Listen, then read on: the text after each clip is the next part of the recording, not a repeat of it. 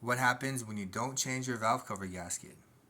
For most people, they're driving down the street and they think to themselves, "Oh my goodness, what is that smell? It smells like burning oil." In my opinion, this is what's going on.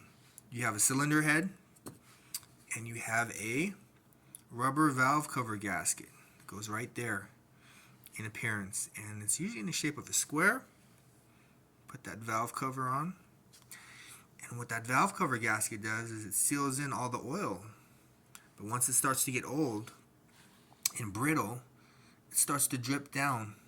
Sometimes beneath your car into the exhaust piping, which is very hot when you're driving, and that's why people often say to themselves, "Oh my goodness, I could smell oil burning." So when you do have a leak, it's good to trace it from its lowest point. For example, if you have an oil leak on your lower oil pan, you trace it higher, you might realize it's coming from the oil pan gasket. Higher than that, perhaps it's the oil level sensor. And above that, maybe you discover it is indeed the valve cover gasket.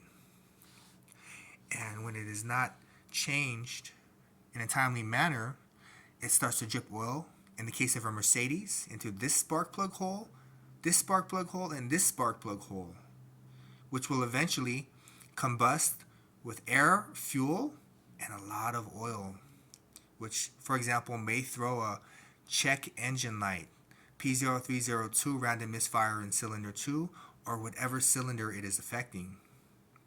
In addition, as it gets combusted, goes through exhaust piping and passes through your O2 sensors.